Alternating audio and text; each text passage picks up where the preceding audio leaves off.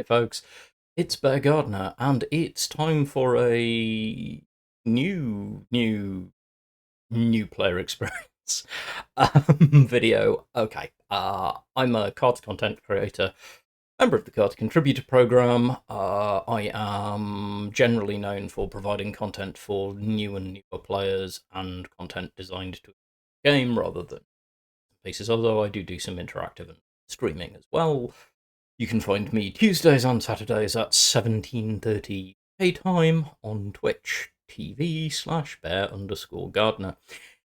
Like, follow, subscribe, all that good business. As ever, I am supported by, occasionally promoted by, but neither endorsed nor paid by 1939 Games, and my opinions are my own. Right.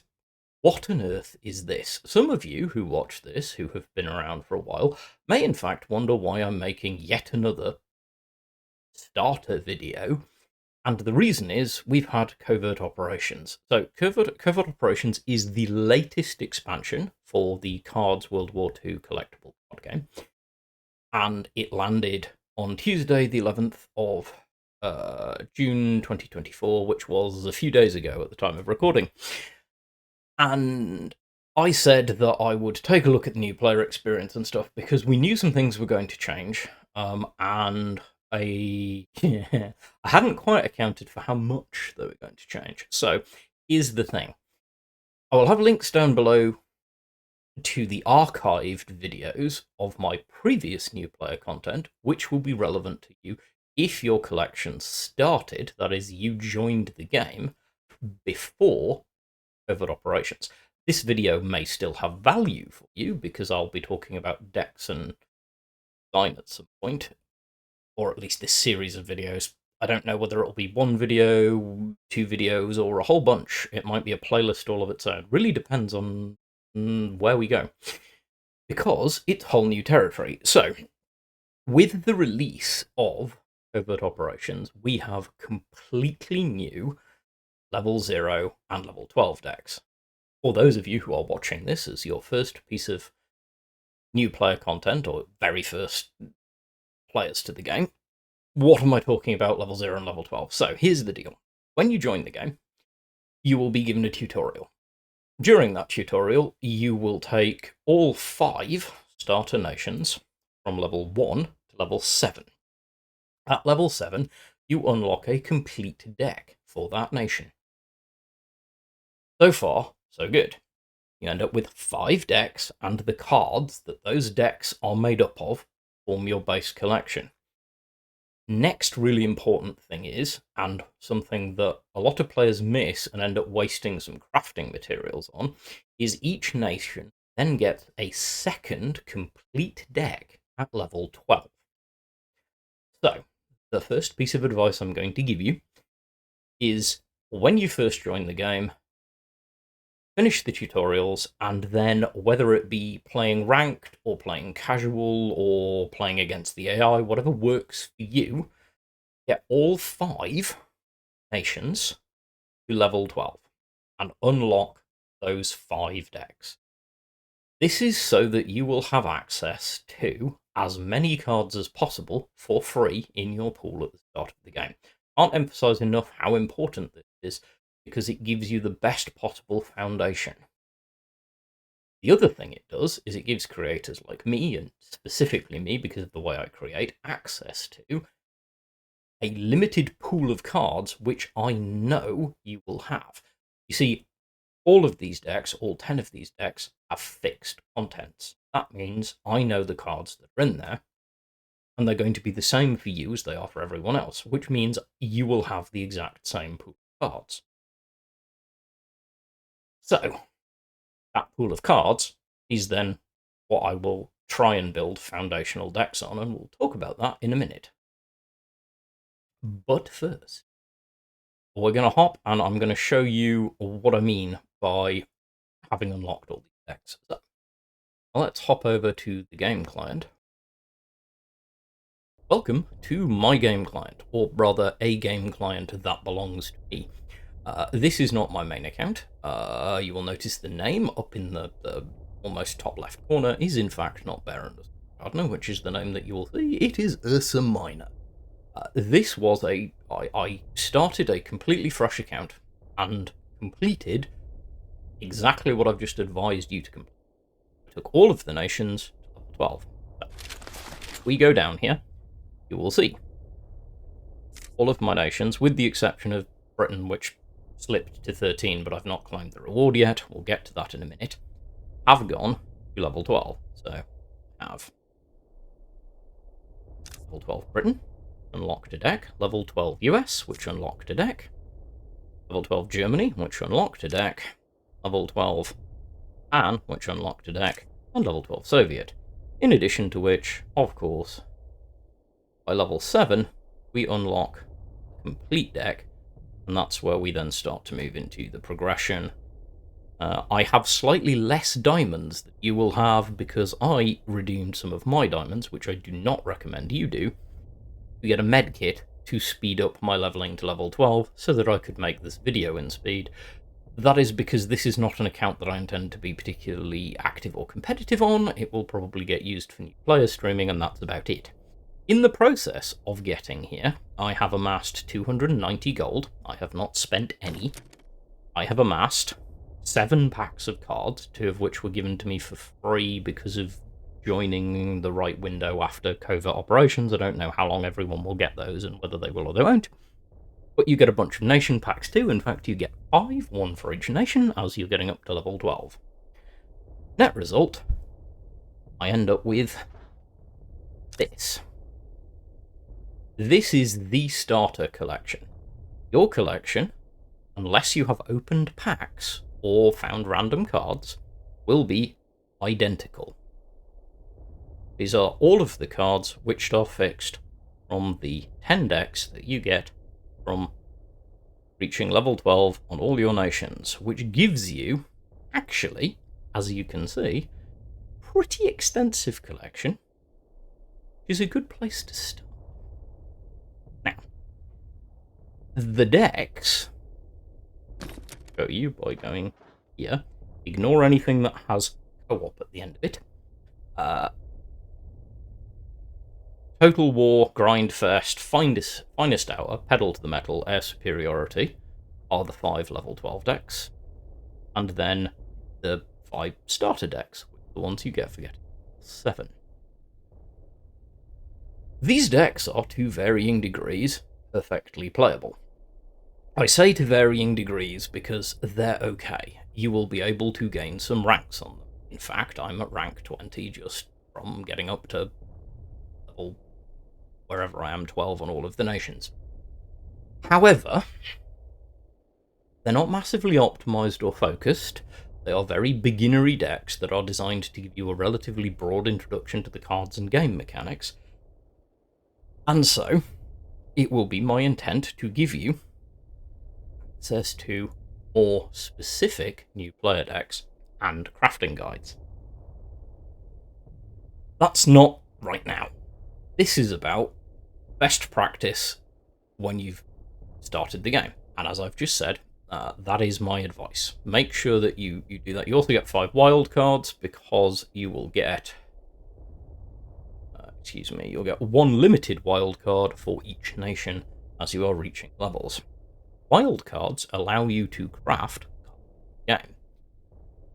A wildcard under the little spade symbol is a free wildcard. You can craft cards of any nation in the game. The cards under the 5 main nations can only be used to craft that rarity of card from that nation. So I can currently craft a single limited rarity card from each nation. Which leads us to card rarity. In this game, there are 4 rarities of cards. Standard cards, which you can run 4 of in any deck. Limited cards, which you can run 3 of in any deck. Special cards, which, can you guess, you can run 2 of in any deck. And elite cards, which you can run 1 of, but only from your main nation. Right. So far, so simple. You use wildcards to craft them. I recommend you save them. Don't use them until you are way into the game and know exactly what you want. You'll do just fine opening packs, and I will be...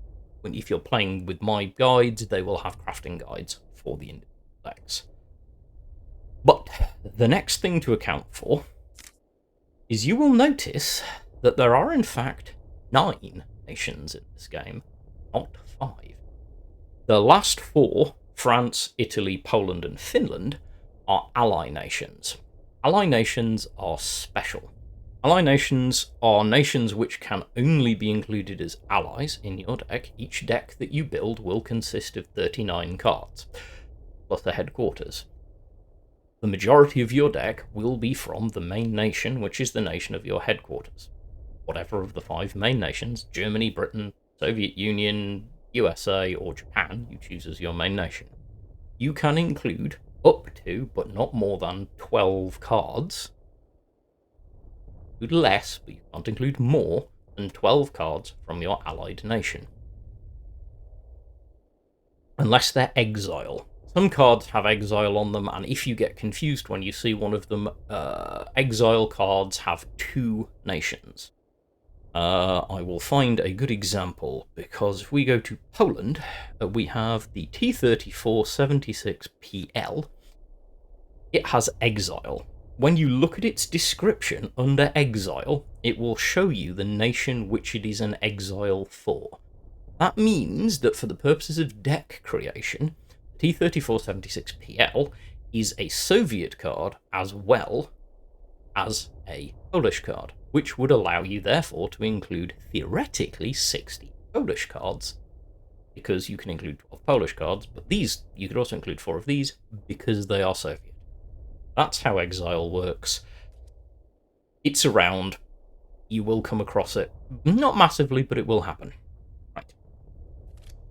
So, 39 cards, 12 of which can be from your allied nation. Your allied nation can also be another of the main nations. However, as I mentioned earlier, you cannot use elite cards from your allied nation. It means that the 4 allied nations do not have cards. There are none. There's also a really good time to say that your collection allows you to search even cards you don't own. A little markup here that looks like an outline of a card, and if you press it, it will include, as you see, shaded out, all the cards in the collection that you don't, which means you can have a look at them. You can also go down and choose between seeing active cards, that is, cards which are currently legitimate for play, reserved cards, that is, cards which have been rotated out of play temporarily, and both, which means you can see both. Focus on active. The rest is irrelevant to you at the moment, unless you're playing classic mode, which you won't be, in all likelihood. If you are, you'll already know what's going on. Focus on active cards, those are the ones you can use. Right. That gets us through the basics of the collection. I should also say you can use the little graph here to see how much of the collection you own, which will give you a percentage value, and you can filter it by nation. You can also open up to see in detail. You'll notice Finland only has Winter War and Covert operations because Finland wasn't in the game until the expansion before last. We've also got Poland, and so on and so forth, which joined at legions, and France and Italy, which were there from the beginning of the game. Right. That's how to explore the collection, and explains what your collection will currently look like. Next thing that's relevant, daily missions. Now, you will have recruit missions at first. When you complete these, you will get a reward. It is worth completing all of them. There are 12 in total. I have completed 1 accidentally. I'm not quite sure how, but that's fine. I can't remember what it was, but it probably gave me some gold. It's worth completing them because you get packs and stuff like that. You get like free cards, things like that. Speaking of free cards, the shop. In the shop, you can buy things using diamonds and gold. Gold is the free currency in this game. You get it by just playing games and collect it in-game. It costs you nothing. Diamonds are a premium currency, and beyond a certain level, get a few at the beginning of the game, They're available only either through you purchasing them in the shop for real money, or through things like tournament prizes and giveaways. They are, of course, the economy that keeps this game alive, so if you can afford to put money into the game, I recommend you do.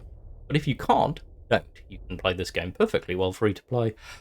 I've talked about this endlessly. This game is perfectly fine free to play. You do not have to pay to win. There is no pay to win ceiling. There is no paywall. You'll be fine. You will see things like the welcome offer, which, depending on your currency, will convert differently, but it's like a couple of bucks or a couple of pounds, and is probably worth getting just to drop the developer something if you end up liking the game, because you'll get, in this case, some diamonds, some gold, and a free core pack. Anyway. You will also see that you can get pre-made decks. They are not cheap, but they are good. They tend to contain decent cards. I'm not going to go into those here. You can also buy vanity items. That is battlefields, emotes that you can send, and little decorative things that you can sit on your board. I'll show you in a moment what they look like. This is the place we first go to. Now, every day you should go to Daily Deals, because every day there is a free card in the shop. If you purchase the Battle Pass, which is a monthly purchase for about $10, I think, depending on where you are in the world, it will vary. Instead of getting one free card every day, you'll get two. In addition to which, you'll get a small boost to your experience, and your crate will be upgraded, but we'll get to that in a minute. Battle Pass is not required. Again, and use real-world money to accelerate yourself a little in the game, but it is not pay-to. I have reached the top rank of the basic rank, the non-competitive ranks, which is Field Marshal, which we'll talk about in a minute, multiple times on completely free accounts with not spending a penny. It is very doable. In fact, I've gotten from rank 6 to Field Marshal without using any special or elite cards, and there's a video somewhere on YouTube where a set of videos, I should say, where you can watch me do it. You can buy either the latest expansion or core. You can purchase using gold or diamonds. You can purchase individual packs with gold or diamonds. Groups of packs are diamonds only and are technically better value if you're spending real money. But if you're not spending real money, the only real thing to decide is whether you're spending 330 gold on an officer pack, which is 7 cards but has guaranteed better cards, or a core pack, which is only 5 cards and doesn't have as high a reward guaranteed. Right. I'm not going to talk about in any great detail what you should or shouldn't do with that. At the moment, I recommend you save your gold and just open free packs until you know what you're looking for. And then diamonds at the end. This is where you use real-world money to buy game currency. I hope this isn't too overwhelming, but I'm trying to do this stage by stage. Next up, ranks. This is the rank system. You start, everyone does, at level 25, as a recruit. You will gain ranks by winning games. When you win a game, you gain a star. When you win your second game, you gain another star. If you win 3 games in a row, you get 2 stars for that third game, and for every win thereafter, as long as you keep the streak going. So you will climb by winning games. You can climb through the ranks all the way up to Field Marshal. This affects end-of-season rewards. End-of-season rewards are things that you are given when the season, which is a month long, closes. End of the month, you'll get the reward for whatever rank you finish at. If you finish in the bottom 5 ranks, you get a core pack. Next set of ranks, you get a core pack and a card back to show that you made it to those ranks. You get the... then the next one, you get bronze. I think it's iron. Then you get the bronze card back and a pack and a standard gold card. That is a random card of standard rarity in gold. I'll show you the difference in those. but they're basically like foils in real world card games. They're just shinier versions of normal cards. They are not any better. They have no better stats or abilities. They just have prettier art, or at least shinier art. The same art with a gold veneer. Silver. You get a silver rank card back, you get 2 random packs, and of course, you get a limited gold card instead of a standard one. And then, if you finish in gold rank, you will get the gold rank card back, you will get a special gold card, and 3 random packs. And if you finish at Field Marshal at the end of the season, you get 4 packs, you get an elite gold card, you earn the Field Marshal rank card back, and join the Officer Club, which we will talk about. Important to be aware of. Once you reach the bottom rank of each bracket, that is iron, bronze, silver, gold, and Field Marshal if you get there, no matter how many games you lose, can't drop below. So if you reach rank 11, you can't drop any lower than rank 15. No matter how many games you lose, you will get the bronze card back at the end of it. At the end of the season, you will drop ranks, drop a total of 25 stars from wherever you are, drops you effectively 5 ranks back. So if you're a Field Marshal, you start at rank 6 at Colonel, is what happens to me most months, and then you have to climb back up again, which keeps you working for rewards and gives you a reason to play outside of the Officer Club. Now, we need to address the Officer Club.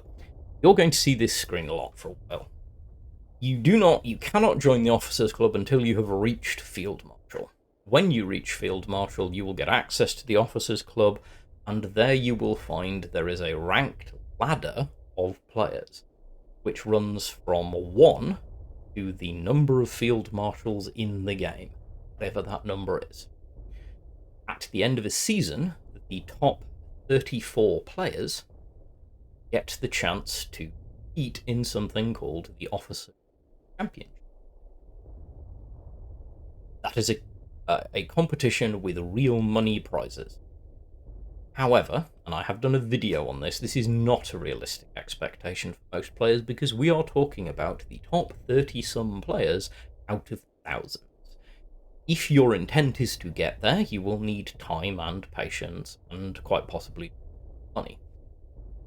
I have been in the top 100, I have not done Officers Club because I choose not to. I just don't put the time in to climb. There's a whole video that I've done on it, you can find it on YouTube. It's not relevant here because this isn't going to be the thing, but when you see this, it's the thing you'll get access to when you Field Marshal. Interestingly, once you become a Field Marshal, you can see the Officer Club for the season in it, I think. Anyway, so that covers that. Play modes of the game. Battle. This is standard battle, in which you can either play ranked or casual. Ranked battles win and lose you stars for the ranks. Casual battles don't. Ranked battles get you slightly more nation XP. Training. Play against the AI. Draft. Whole thing of in and of itself. If you want to get into it, go look up some videos on drafting. I might do one. I haven't done one as yet, but other people have. It is a whole other mode of play. Campaigns are the... Just open them up. You have the starter campaigns, and then you have Theatres of War, which are historical campaigns, which you can pay real money to purchase the diamonds to buy, and play single-player campaigns against the AI and get some cosmetic reward at the end. Battle Code allows you to play against other players who are not on your friends list by generating a battle code, which they then enter and get into a match with you. You can also use your friends list to do things. You can see your recent opponents, you can add friends, you can have a look at what deck they played against you by using the little copy button, and then, which is the one on the left-hand side, the one on the right-hand side with a little plus sign by the head adds them as a friend. The copy button copies their deck so you can paste it into your collection and see what they were playing against you with you if you wanted to do so. And of course at the top is your identity and your player number. Your name and unique player number are necessary for connecting with people in the game. Right. Finally, skirmish. Now, skirmishes do not happen all the time. They happen every few weeks. I think it's every 2 weeks, generally speaking. Every other weekend, as noted on the screen at the moment, you can participate in a skirmish. These have a completely different set of rules each time. In this case, the current skirmish is each player randomly gets one of 5 decks to battle with, and that's the deck you battle with. Don't build it. Other times there'll be restrictions on what cards you can include in your deck or can't include and stuff like that, or special rules like you gain 2 extra credits every turn, or the world turns backwards and sideways. It can be a lot of fun if you're into that sort of thing. I really enjoy them, so don't. Those are skirmish. That is the interface. You can also go open packs. I'm not going to do because I need to keep my thing pristine. The little fleur-de-lis at the top, by the way, which is the symbol third from the right, tells you whether you have an active battle pass or not, which is the thing that, as I mentioned, you can purchase. Finally, we come to crate. The weekly crate system is the best way to get cards, particularly wild cards. So, crates are additional rewards you gain every week. As it says, every Wednesday a new crate will open. So you pop the crate and you see the size of your crate depends on how much progress you made in the last 7 days. Gaining national levels, opening packs, recycling reserve cards. You won't be, don't worry about it, and surplus cards gained. This is duplicate protection, so if you get too many card copies of one card for your collection, it will instead boost you. Great progress. And finally, if you have a battle pass, whatever crate level you get to upgrades by 1 level to a maximum of elite. The crate levels are base.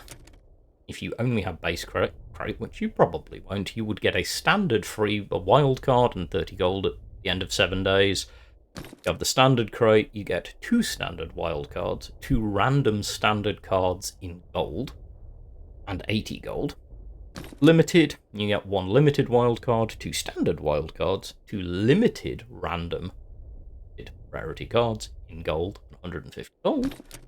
Special crate, you get a special wild card, a limited wild card, a single gold special card, randomly chosen, and 2 randomly chosen limited rarity gold cards, as well as 200 gold.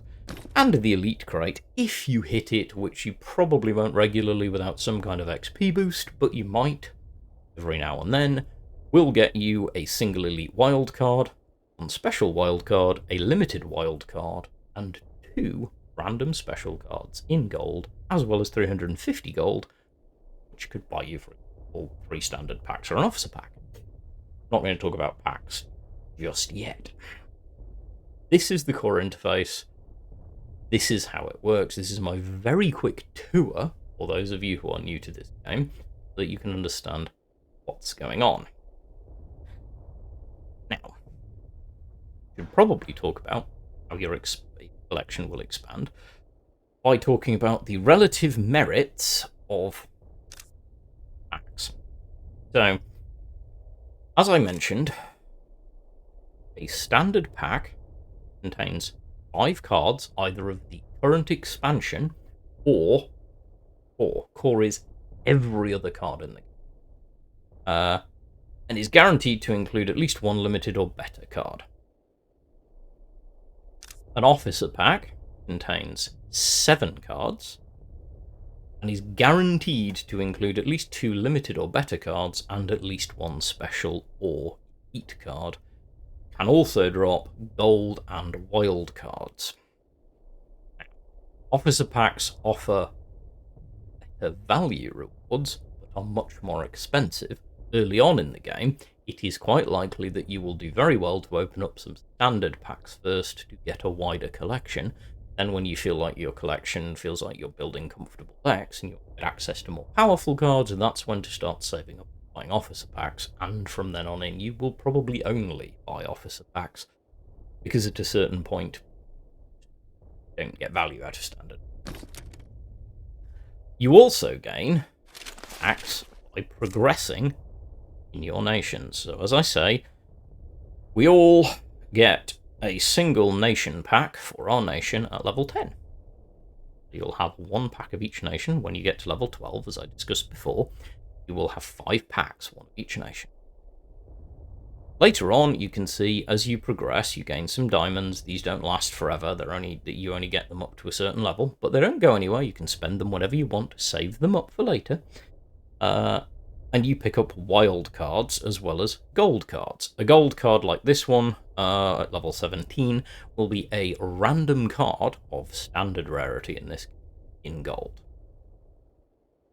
You also pick up obviously gold, different kinds of things.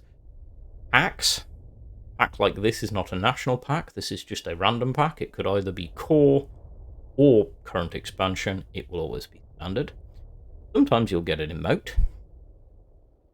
And sometimes we'll get national packs. We do it level 30. And sometimes you will see the difference between level 33 and 34. 34 says you get 2 Soviet standard wildcards. Level 33 just says you get a limited wildcard. That wildcard can be spent on any nation. It fits under the little little spade thing I was talking about earlier, is a open wildcard. Right. That's it. That's how progression works in this game. Play the game, you progress, expand your collection. There are some intricacies, but they're not actually that difficult. What I advise for you as a new player is, first and foremost, don't spend any of your resources or do anything at all, really, about opening packs or fiddling around until you get to level 12 on all 5 of your nations. I will emphasize that again. Don't just want to get to level 12 on one nation. You want to get to level 12 on all 5, because then you have the maximum possible free cards at the start of the game. You have the best possible starting collection before you spend resources. Otherwise, you run the risk of opening a pack and getting something which you would have gotten anyway. That feels bad. Wasted. So, before you open any of your free nation packs or anything else that you've got, you'll notice I have 7 packs. I've not opened any of them or bought anything. The reason being, I needed to get to level 12 first, so I had my full collection. So now I won't duplicate stuff in my collection and waste it. That's my advice, get to level 12. From there, it becomes about improving your decks. And we'll get to that in another video. For now, that's it. That is my basic guide to the game. The interface, what it does, how you play the game. And as I say, I will be releasing as soon as I am able. This is not my full-time job, although if you want to support me, you can support me by donating somehow via YouTube or coming and subscribing over on Twitch. If you want to support me doing more of this work, please do. It does help, but it's not necessary. I do this because I love the game, and I do this in my spare time. I will be back, and I will be doing videos on starter decks and a crafting progression for all 5 nations. But that's different content. For now, I hope you find this useful. If you did, please give it a like, a subscribe, all of that good stuff. Maybe even drop a comment. Help the algorithm feed it. Apparently this algorithm beast needs feeding, otherwise it ignores me and then people don't get to see the content. As ever, I hope it's been useful. Stay well, be good human beings, and I will see you next time.